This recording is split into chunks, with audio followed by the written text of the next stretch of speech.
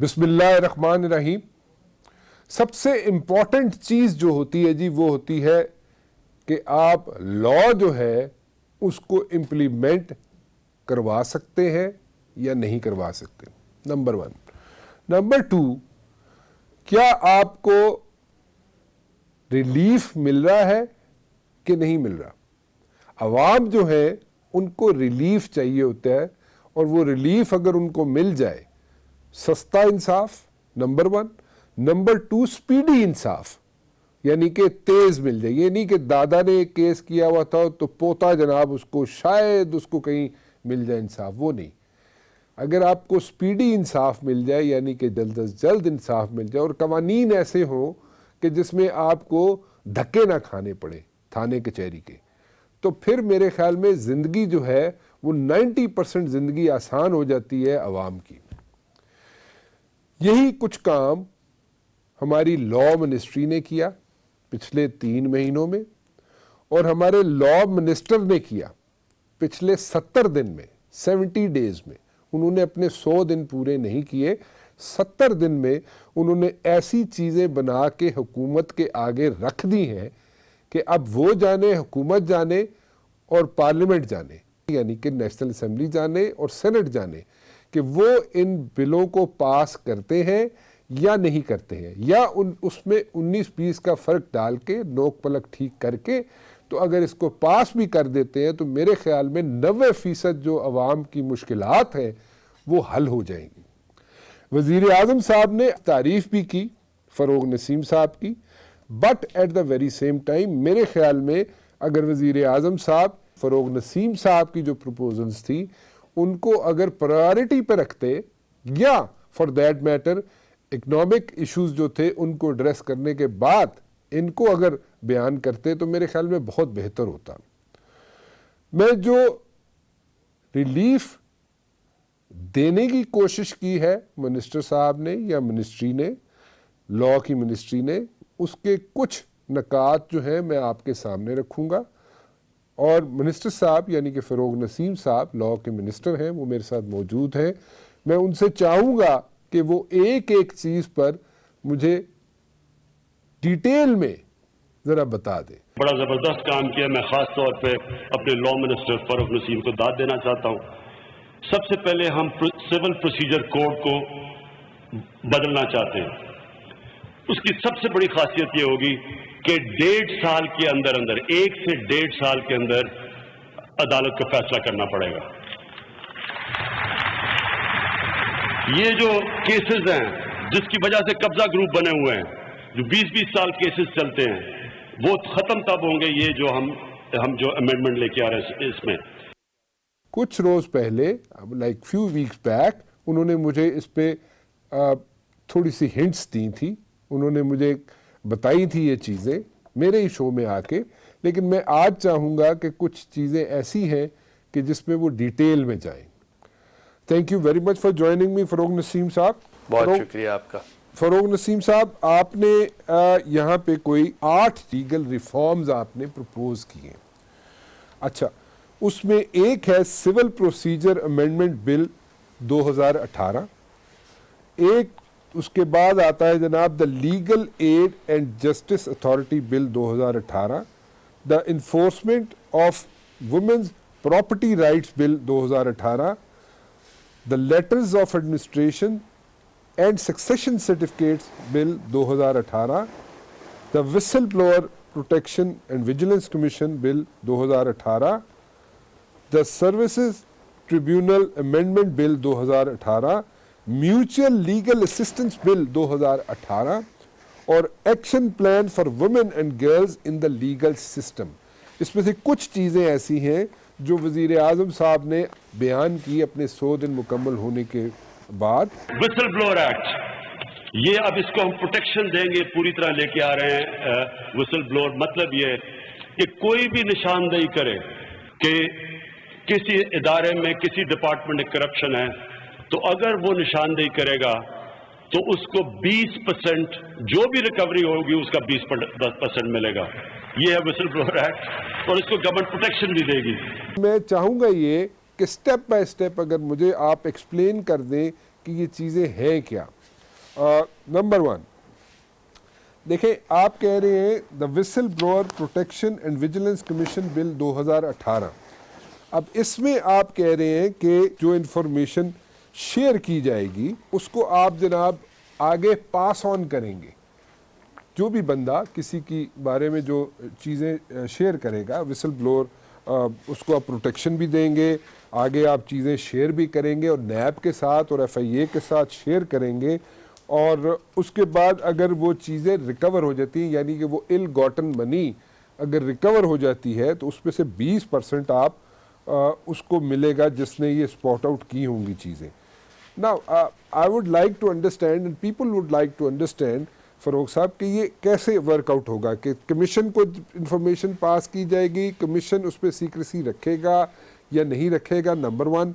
Number 2, जब यही information आगे पास की जाएगी तो जिसने इंफॉर्मेशन एक्सटेंड की होगी, क्या उसको आप प्रोटेक्ट करेंगे और उसकी आइडेंटिटी जो है या उसका नाम, ऐसे let me put it this way, उसका नाम जो है वो FIA या नैब के पास जाएगा या हाउ विल इट वर्क? चीज़ ज़रा थोड़ा सा एक्सप्लेन कीजिए जी। देखिए, thank you very much Rana साहब। ये विसल ब्लोअर एक्ट जो है उसमें इस तरह की स्ट्रेटजी है, इस तरह का लीगल मैट्रिक्स है कि कोई भी इंफॉर्मेंट्स जो है वो उसके पास कोई भी ऐसी इंफॉर्मेशन है जिससे करप्शन या करप्ट प्रैक्टिसेस के बारे में पता चल सकता है, तो वो इंफॉर्मेशन जो है वो इस विसल ब्लोअर कमीशन को देगा। ये विसल ब्लोअर कमीशन जो है उस इंफॉर्मेंट की का जो राज उसकी आइडेंटिटी को राज में रखेगा और वो उसको डिस्क्लोज़ नहीं करेगा तावख्ते कि वो ख़ुद विसल ब्लोअर चाहे कि उसकी आइडेंटिटी जो है वो बताई जाए, वो बात दूसरी है। तो उसको लिख के कंसेंट देनी पड़ेगी, अदरवाइज़ उसको उसकी आइडेंटिटी को राज में रखा जाएगा। और वजह यही है कि यहाँ विटनेस प्रोटेक्शन के इश्यूज़ हैं, लोगों को ज़दोकूब किया जाता है अगर वो कि इस किस्म की कोई इन्फॉर्मेशन दें। विसल ब्लोअर कमीशन उसके बाद उस इंफॉर्मेशन को असेस करेगी और अगर उस पर कोई ऐसा केस बन सकता होगा जो करप्शन या करप्ट प्रैक्टिसेस की तरफ निशानदही करता है, तो वो इंफॉर्मेशन पास ऑन कर देगा नैब को, FIA को। मनी लॉन्ड्रिंग के इश्यूज़ हैं, FIA भी देख रही है, नैब भी देखेगी। उसके साथ साथ SECP है, security and exchange commission of Pakistan. ऐसे कोई मसाइल हैं जो कि पब्लिक लिस्टेड कंपनीज़ के बारे में है, और ये या प्रोविंस की या फेडरल एंटी करप्शन बॉडीज़ हैं, तो उनको ये विसल ब्लोअर चूज़ करेगा कि ये इंफॉर्मेशन हमने किसको पास ऑन करनी है। और फिर विसल ब्लोअर कमीशन जो है वो कंप्लेनेंट बन जाएगा। तो जो इन्फॉर्मेंट है उसको पीछे एक कर्टन आ जाएगा, उसकी आइडेंटिटी सीगे राज में रखी जाएगी। और अगर इस कंप्लेंट या इस इंफॉर्मेशन के तहत कोई रिकवरी होती है तो 20% जो है विसल ब्लोअर को यानी इन्फॉर्मेंट को मिलेगी, और अगर एक से ज़्यादा विसल ब्लोअर्स हैं तो उसके अंदर अपोर्शन कर दी जाएगी। तो ये अगेन बिल्कुल एक नॉवल सा आइडिया है। नॉवल मैं आपको बताऊं क्यों, क्योंकि जो इससे पहले पब्लिक डिस्क्लोजर एक्ट था 2017 का, नवाज शरीफ साहब ने जो पास किया था, तो वो तो सिर्फ ये था कि अगर कोई ऐसी इन्फॉर्मेशन है तो आप हेड ऑफ़ द इंस्टीट्यूशन को आप वो इन्फॉर्मेशन दे दें, फिर उसकी मर्ज़ी है कि वो उस पर एक्शन ले या ना ले। फिर KPK में जो विसल ब्लोअर का जो कानून था वो सिर्फ ऑन गोइंग इन्वेस्टिगेशन के लिए है, और इस तरह का उसके अंदर कोई 2 लेयर आप समझिए कि एक आयरन कर्टन के साथ प्रोटेक्शन का कॉन्सेप्ट नहीं है जहां कमीशन खुद कंप्लेनेंट बन जाए। तो मेरा ख्याल ये है कि ये इसको इम्प्लीमेंट सही किया जाए तो ये बहुत ही ज़बरदस्त आप समझिए कि करप्शन की रोकथाम में it will be very beneficial, बहुत ही आजमूदा होगी। अच्छा फ़ारूक साहब, मैं दोबारा कुछ चीज़ें आपकी रिपीट करना चाहूँगा। आपने बोला कि एक इन्फॉर्मर है, उसके पास दुनिया में किसी जगह भी पाकिस्तानी नेशनल जो है उसके बारे में कोई इन्फॉर्मेशन है कि उसकी प्रॉपर्टी है बाहर, या उसके पास कोई 2 नंबर पैसा है, वो उसने फ़लाँ जगह पे छुपाया हुआ है, उसके पास इन्फॉर्मेशन है, और वो इन्फॉर्मेशन एक्सटेंड करेगा कमीशन को। कमीशन जो है उसको एवेल्यूएट करेगा और देखेगा जनाब कि इसका अंदर वज़न भी है कि नहीं है।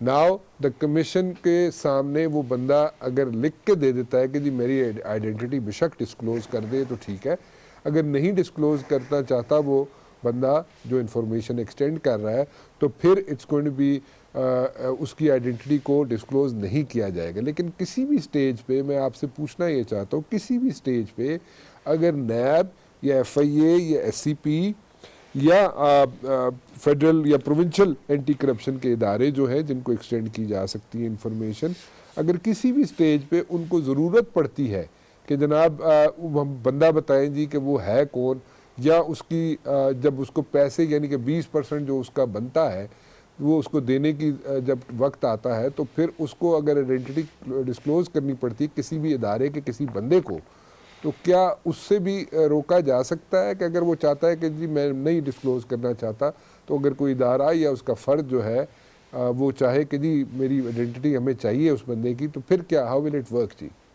क्या आप कहेंगे नहीं हम नहीं देते? देखिए, बहुत उम्दा, बेहतरीन राना साहब, बहुत उम्दा आप समझे भी हैं, और शायद मैंने भी कुछ ठीक ही एक्सप्लेन किया है, आपने इसको बिल्कुल पकड़ लिया है। और इसका जवाब यही है कि नैब या FIA या कोई भी ऐसा इदारा जो है वो इंसिस्ट नहीं कर सकता कि इस आदमी इन्फॉर्मेंट जो विसल ब्लोअर है इसकी आइडेंटिटी आप जो है डिस्क्लोज़ करें, क्योंकि वो उसको अगर कोई चीज़ पूछनी है तो वो कमीशन से पूछेगा, कमीशन फिर दोबारा विसल ब्लोअर से पूछेगा, और किसी भी तरह जब तक विसल ब्लोअर ख़ुद नहीं चाहेगा तो उसकी आइडेंटिटी डिस्क्लोज़ नहीं होगी। इसी तरह जब 20% देने की बात आएगी तो जो विसल ब्लोअर कमीशन है वो उसके पास ही 20% पैसे आएंगे और वो फिर डिस्ट्रीब्यूट करेगी विसल ब्लोअर को। तो अगेन यही कोशिश की गई है कि इस आदमी की जो आइडेंटिटी है वो कम्प्लीटली सीगे राज में रखी जाए। जी, मैं आपसे इसलिए पूछा है कि हमारा किसी भी जगह देख लिया जाए तो 100% सिक्योर नहीं होता विटनेस प्रोटेक्शन प्रोग्राम। सो हमारे यहाँ तो आपने भी इसकी निशानदेही की, बड़ा मुश्किल हो जाता है। सो इसलिए कमीशन के अंदर कौन से लोग होंगे जी, कोई इसका बता सकेंगे आप? जी, कमीशन के अंदर 3-4 किस्म के लोग हो सकते हैं।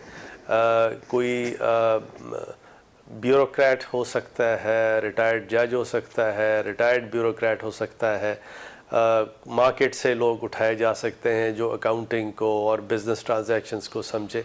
तो ये एक समझिए कि काफ़ी बड़ा होराइज़न है जिसके अंदर अच्छी रेपुटेशन के लोगों को उठाया जाएगा, और ताकि ये बिल्कुल फ़ौरन चल पड़े जब तक कमीशन कॉन्स्टिट्यूट हो सकती है, तो तब तक के लिए प्राइम मिनिस्टर जो हैं नोटिफिकेशन से किसी भी अथॉरिटी को विसल ब्लोअर कमीशन के पावर्स दे सकती हैं, और वो अपना काम यानी कल से शुरू कर सकते हैं, यानी जब ये लॉ पास हो। अच्छा फ़ारूक साहब, इसमें कितने % चांसेस हैं कि ये जो कमीशन के लोग हैं उन पे वो लीक ना कर दें इंफॉर्मेशन, नंबर 1। नंबर 2, कितना ट्रस्ट किया जा सकता है कमीशन के जो अरकान हैं उनको जी? देखिए, कमीशन का कोई अगर आदमी जो है वो लीक करेगा ऐसी इंफॉर्मेशन, तो फिर उसके लिए भी सज़ा जज़ा है, पेनल्टी है, इम्प्रिजनमेंट है, हर तरह की चीज़ है। और इसी तरह अगर विसल ब्लोअर कोई गलत इन्फॉर्मेशन दे देता है, झूठी इन्फॉर्मेशन दे देता है, तो फिर विसल ब्लोअर जो है वो भी नहीं बचेगा, उस पर भी सज़ा जज़ा है। तो ये एक बड़ा बैलेंस्ड एक तरह का कानून है जिसके अंदर चेक्स एंड बैलेंसेस मौजूद हैं। मैं ज़रा दूसरे प्रपोज़ल की तरफ जाऊंगा आपकी, उसको भी मैं समझना चाहूँगा और लोग भी समझना चाहेंगे। म्यूचुअल लीगल असिस्टेंस जी, इसमें आपने एक MOU साइन किया है विद द ब्रिट्स जी, बरतानिया के साथ जी, और कुछ मेरे ख्याल में एग्रीमेंट शायद आप साइन करने जा रहे हैं कुछ और ममालिक के साथ और बरतानिया के साथ भी। जब ये एग्रीमेंट साइन हो जाएंगे तो आपके पास जो इंफॉर्मेशन है जिसका जिक्र भी कर रहे थे इमरान खान साहब, उन्होंने इंफॉर्मेशन जो शेयर की वो ये थी कि कहीं कहाँ पे कितना कितना पैसा पड़ा हुआ है उन लोगों का, और वो डिक्लेयर नहीं हुआ उसकी उन्होंने निशानदेही की। इंग्लैंड में हमने साइन किया म्यूचुअल लीगल असिस्टेंस का, हमने UAE से साइन किया। तो मैं जरा अभी अब बता रहा हूं कि सिर्फ 26 मुल्कों से अभी तक जो पाकिस्तानियों का पैसा पड़ा हुआ है जो डिक्लेयर्ड नहीं है, जो वहां इन मुल्कों में हमें पता चला है, वो 11 अरब डॉलर है। नाउ म्यूचुअल लीगल असिस्टेंस से क्या फ़र्क क्या पड़ेगा और किन किन ममालिक में फ़र्क पड़ेगा? क्योंकि मुझे ये याद पड़ता है कि जो JIT बनी थी मियां नवाज शरीफ साहब के ख़िलाफ़ और मरियम बीबी के ख़िलाफ़, वहाँ पे JIT ने MLAs मेरे ख्याल में 20-22 ममालिक को भेजे थे कि उन पता कराना चाहते थे कि नवाज शरीफ साहब की जायदाद या बिजनेसेस कहाँ कहाँ पे हैं। वहाँ से 2-3 ममालिक ने ही सिर्फ रिस्पॉन्स किया था, बाकी तकरीबन 18-19 ममालिक ने रिस्पॉन्स नहीं दिया था। सो इस म्यूचुअल लीगल असिस्टेंस बिल जो आपने प्रपोज किया है, इससे क्या फ़र्क पड़ेगा जी? राना साहब, ये बिल जो था पिछले 9 साल से पेंडिंग था। इसको पिछले 9 साल पहले ही हो जाना था, लेकिन फॉर सम रीज़न नहीं हुआ। और जो भी इसके रीज़न्स हैं वो प्रीटी ऑब्वियस है कि जो पिछले 10 साल में गवर्नमेंट्स रही हैं वो चाहती नहीं थी कि कोई म्यूचुअल लीगल असिस्टेंस जो है वो हो।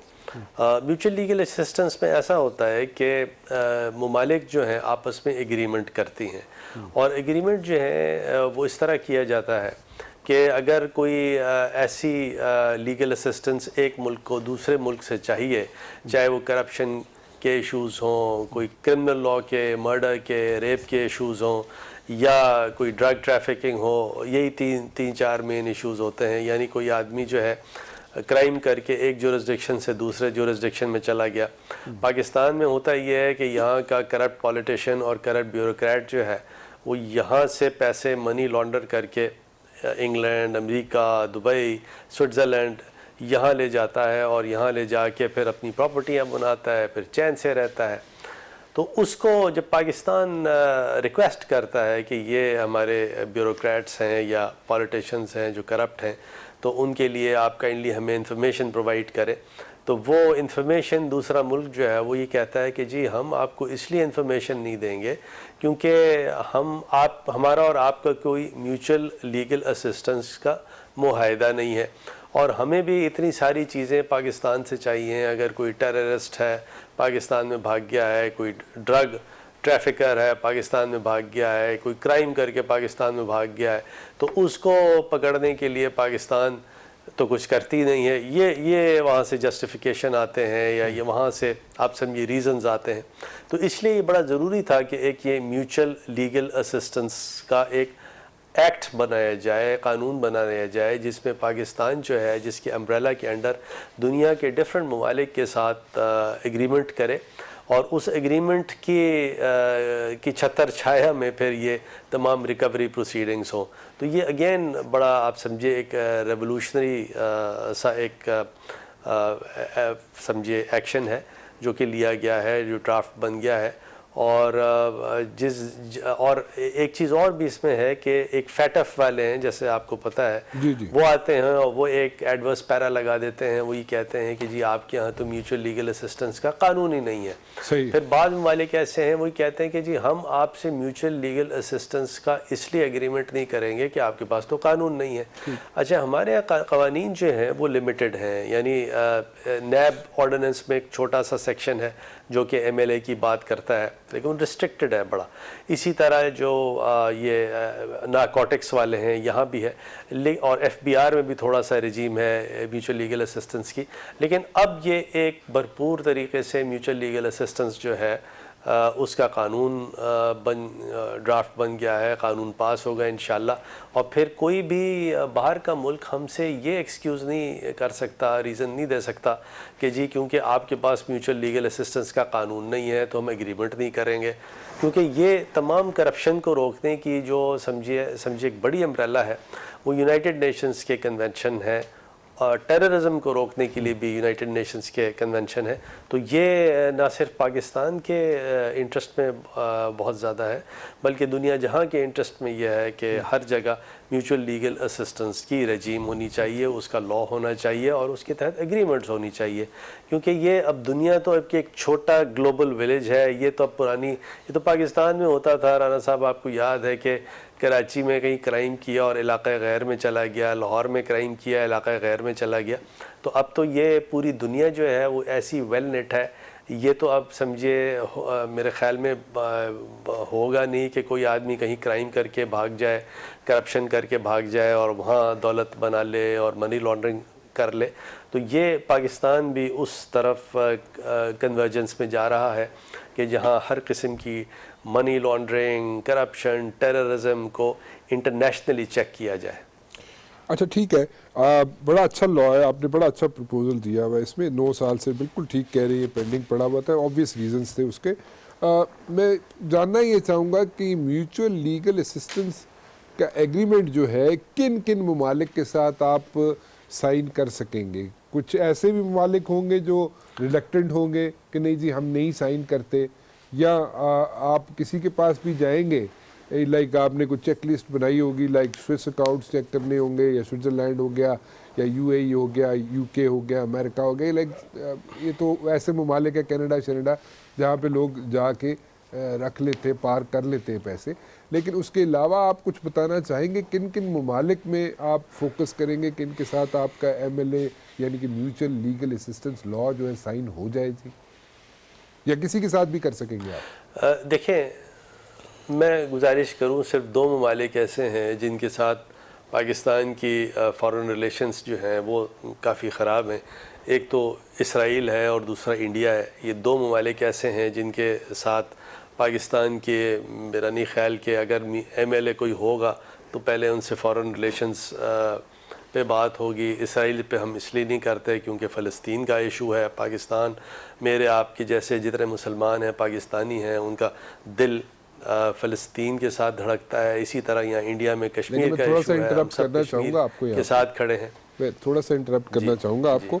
यासिर अराफात साहब ने अपनी सारी ज़िंदगी में कभी भी कश्मीर के फेवर में एक भी स्टेटमेंट नहीं दिया, और मुशर्रफ साहब ने जब वो यहाँ पे विज़िट पे आए थे कुछ घंटों के लिए, यासिर अराफात साहब, और उसके बाद इंडिया जा रहे थे, उन्होंने 2 मरतबा रिक्वेस्ट की यासिर अराफात साहब से कि वो कश्मीर की फेवर में कोई 2 लफ्ज़ बोल दें, लेकिन उन्होंने कोई भी ऐसी स्टेटमेंट कश्मीर की फेवर में नहीं दी थी यासिर अराफात ने।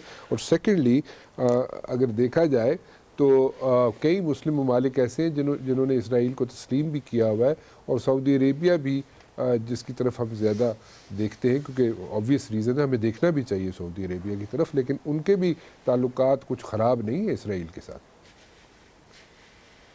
देखिए, मैं राना साहब इस पे ज़्यादा कमेंट नहीं करूँगा, सिवाय इसके कि यासिर अराफात अपने हिसाब किताब अल्लाह को डायरेक्ट देंगे, हम लोग डायरेक्ट देंगे। अपना अलग अलग हिसाब किताब होना है। हमें अपनी अवाम, अपने लोगों को, उम्मा के को जवाब देना है, उनके साथ हमने हक हलाली करनी है। तो यासिर अराफात अगर कोई काम उन्होंने विद ड्यू रिस्पेक्ट, अब तो अल्लाह को प्यारे हो गए, अगर कश्मीर इशू उन्होंने नहीं उठाया तो मेरे ख्याल में बड़ा गलत किया, उनको करना चाहिए था। लेकिन इसका ये मतलब नहीं है कि हम फ़लस्तीन का इशू नहीं उठाएंगे, हम उठा रहे हैं। पाकिस्तान 70 साल से बराबर उठा रहा है, बिल्कुल उठा रहा है और उठाता रहेगा। क्योंकि हाँ, जो समझिए जो कत्ल गारत है ना फ़लस्तीन में और कश्मीर में, हम तो वो उस कत्ल गारत को देख के आप समझिए कि बहुत ज़्यादा मूव्ड हैं पाकिस्तानी कि इस किस्म की कत्ल गारत हर तरह से रुकनी चाहिए, और उसके बाद ये तमाम मसाइल once and for all settle होना चाहिए, डायलॉग के साथ सेटल होने चाहिए। यानी कि इंडिया और इजराइल के अलावा आप किसी के साथ भी mutual legal assistance agreement sign कर सकते हैं, ऐसे ही है ना जी? जी ऐसे ही है, और मेरा नहीं ख्याल कि कोई ऐसा मुल्क ऐसा है पाकिस्तान की कोई अदावत किसी और के साथ नहीं है। पाकिस्तान जो है वो हर मुल्क के साथ करप्शन, करप्ट प्रैक्टिसेस, टेररिज्म, ये जो ड्रग ट्रैफिकिंग है, असला की फरावानी है, आमदो रफ्त है, उन सब चीज़ के लिए पाकिस्तान जो है वो हर तरह से in the international committee of Nations अपने रोल अदा कर रहा है, करता रहेगा। फरोग नसीम साहब, एक चीज़ समझाइए, एक action plan for women and girls in the legal system, what is this? ये राना साहब बहुत ही समझिए लंबा एक प्लान है, बहुत ही इसमें अर्करेज़ी की गई है।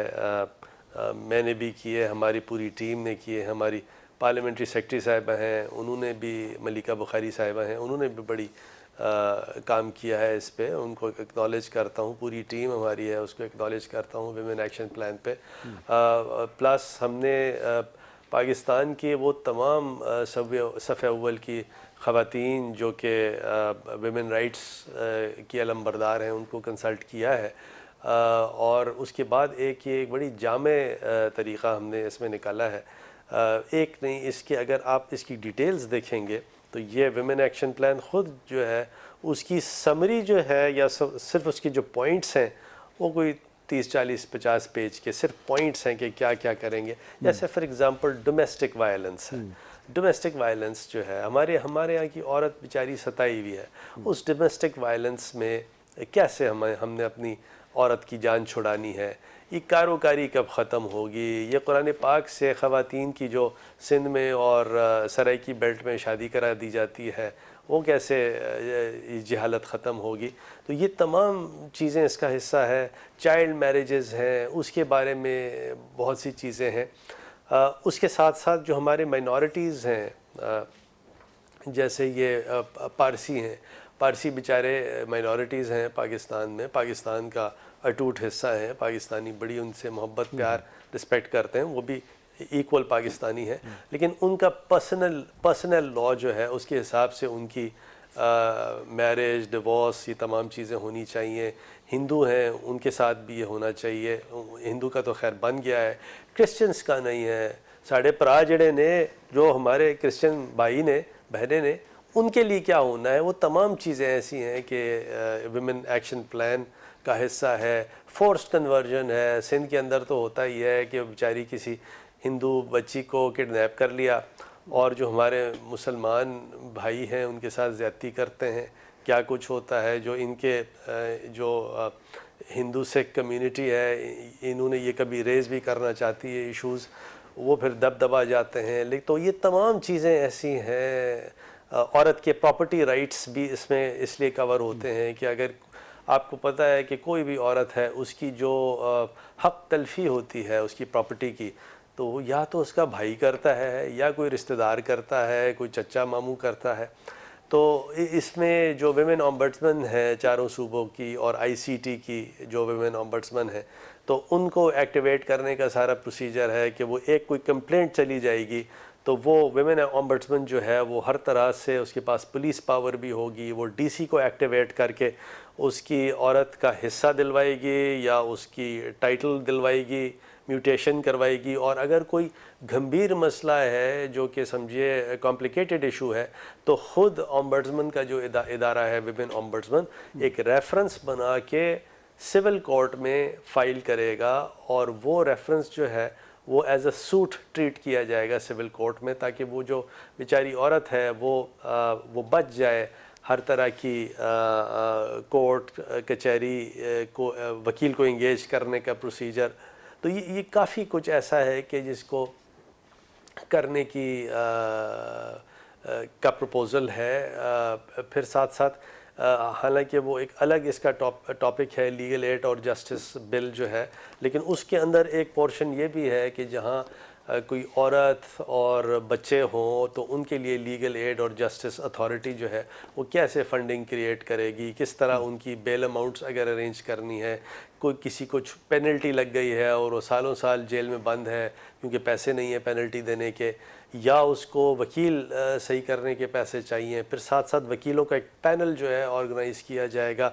इंग्लैंड में होता है फ्री रिप्रेजेंटेशन यूनिट, उसको मॉडल किया है हम लोग ने यहाँ पे।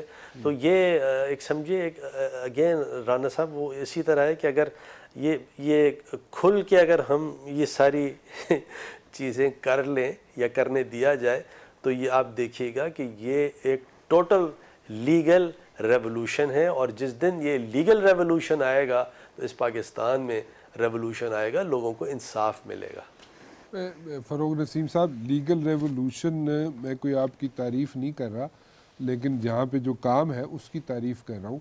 वैसे तो आपकी भी तारीफ़ की जा सकती है, आप एक अच्छे नफीस आदमी हैं, लेकिन ये जो आप लीगल रेवोल्यूशन यहाँ पे ले आए हैं, ये जो 8 चीज़ें आपने यहाँ पे रखी हैं, सामने प्रपोज़ की हैं लीगल रिफॉर्म्स, मेरे ख्याल में ये लीगल रेवोल्यूशन है। अगर असम्बलियाँ इन्हें पास कर दें, इन सारे ड्राफ्ट जो आपने बनाए हैं, तो लीगल रेवोल्यूशन तो आ जाएगा। It's going to be a win win situation. जैसे मैंने पहले भी कहा कि 90% लोगों के मसाइल तो यहीं पे हल हो जाएंगे। तो आपने तकरीबन 100 दिन तो नहीं, आपने 70 दिन गुजारे हैं अभी तक ऑफिस में as a minister of law. तो काम तो तुसी 5 साल का पूरा कर देता है, तो अब घर कब जा रहे हैं आप? अब तो मेरे ख्याल में आपका काम तो मुकम्मल हो गया, 5 साल आपने और क्या करना है, आप तो ख़त्म कर चुके काम सारा। ये बात आपकी दुरुस्त है, ये जितना काम है ये तो शायद 70 साल में नहीं हुआ। और राना साहब, वो तो आप मेरे दोस्त हैं, भाई हैं, आप जैसा कहेंगे वैसा होगा। नहीं वो तो ठीक है, मैं तो इस चीज़ पे बिल्कुल मुझे पूरा यकीन है, मैं जैसे कहूँगा आपको वैसे ही करूँगा, आप करेंगे। और मैं अगर आपको कहूँगा कि आप छोड़ दें मिनिस्ट्री तो आप छोड़ देंगे, एक दिन नहीं उसके ऊपर बैठेंगे, इतना मुझे यकीन है। लेकिन 5 साल आप फिर बैठ के क्या करेंगे, मुझे तो ये नहीं समझ आया। देखिए, मैं आपको इससे एक और इम्पॉर्टेंट चीज़ की तरफ लेके जाऊं कि ये जितने भी बिल आपके सामने आए हैं उसमें एक इनहेरिटेंस का भी एक बिल था, वो एक लाइनर में उसके लिए कह दूं, फरूक साहब आपने मुझे तफसीलन मेरे पहले शो में बताया इनहेरिटेंस का जी, आपने, मैं इसलिए उसको टच नहीं कर रहा। यानी वो 7-8 साल की चीज अब 15 दिन में हुआ करेगी। एग्जैक्टली, वो नादरा के थ्रू आपने जिक्र किया था, नादरा उसको याद है, बना देगा जी। जी बिल्कुल, आपने मुझे बताया, याद है आपको, माशाल्लाह। जी बिल्कुल, जी मैं आपकी बात बड़ी गौर से सुनता हूँ, जैसे आप मेरी बात बड़ी गौर से सुनते हैं। तो मेरे सवाल को गोल कर रहे हैं आप उसमें राना साहब। नहीं, मैं जवाब दे रहा हूँ। मैं एक चीज़ आपको जरा बता दूं कि ये ऑपोजिशन का बड़ा टेस्ट है, क्योंकि इसमें से एक भी बिल सियासी टाइप का नहीं है, कोई कंट्रोवर्शियल नहीं है। तो अगर ऑपोजिशन ने इसको ओन नहीं किया, ऑपोजिशन में इसने रोड़े अटकाने की कोशिश की, तो फिर ऑपोजिशन ने भी एक्सपोज हो जाना है। तो ये ऑपोजिशन को बनो-अन इसको तस्लीम करके बिल पास करवा देना चाहिए, और इसकी इम्प्लीमेंटेशन में भी भरपूर हमारी मदद करनी चाहिए, ताकि इसके समर जो हैं वो अवाम को मिले, गरीब लोगों को मिले, कॉमन लोगों को मिले। और उसके बाद आप ये देखिए कि पाकिस्तान में जब तक ये कानून की हुक्मरानी, स्पीडी जस्टिस और ये तमाम चीज़ें नहीं होंगी, तो फिर आप कुछ भी कर लें, पाकिस्तान के हालात नहीं बदलने। जब तक ये जो लीगल रिफॉर्म्स हैं, ये आप समझिए बुनियादी चीज़ें हैं, जब तक ये ठीक नहीं होती तो पाकिस्तान एक नेक्स्ट फेज़ में दाखिल नहीं हो सकेगा। फ़रोग नसीम साहब, बहुत अच्छी बात है, मैं आपकी जितना आपको अप्रिशिएट किया जाए कम है। मैं इन सारे 8 जो प्रपोजल्स हैं इनको सामने रख के, ये लीगल रेवोल्यूशन है पाकिस्तान के अंदर, और आप दुरुस्त फरमा रहे हैं, जो काम 70 साल प्लस में नहीं हुआ वो आपने 70 दिनों में किया है। लेकिन मेरा सवाल वही का वही है कि आप नोइंग यू, क्योंकि आप नौकरी जो है नहीं करते, आपकी अपनी माशाल्लाह बहुत अच्छी प्रैक्टिस है और आप बड़े रिप्यूटेड लॉयर हैं, और आपकी बड़ी एक रिप्यूट है पूरे दुनिया में है, सिर्फ पाकिस्तान में नहीं है।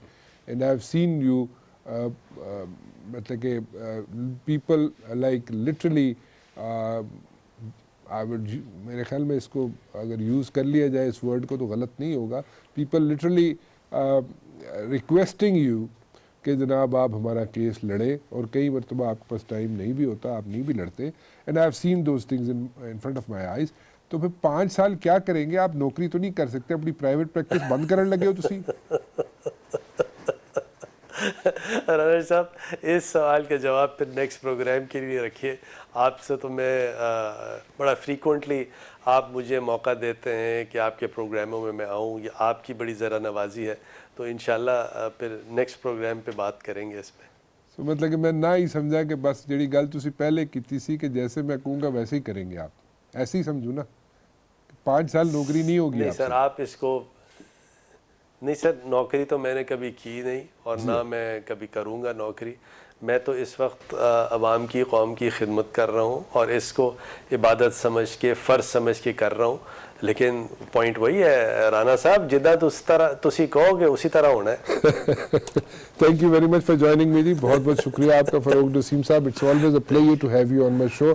बड़ी कंस्ट्रक्टिव और बड़ी आई वुड से कि मैना खेज़ किस्म की आप चीज़ें बताते हैं और इसका आपका कंटेंट जो होता है दैट इज़ सो माशाल्लाह स्ट्रॉन्ग कि हम लर्न करते हैं। मैं खुद भी लर्न करता हूँ हमेशा आपसे और लोग भी आपसे लर्न करते हैं। थैंक यू वंस अगेन जी, बहुत बहुत शुक्रिया आपका। फ़िलहाल राना मुबशिर को इजाज़त दीजिए, अल्लाह हाफ़िज़।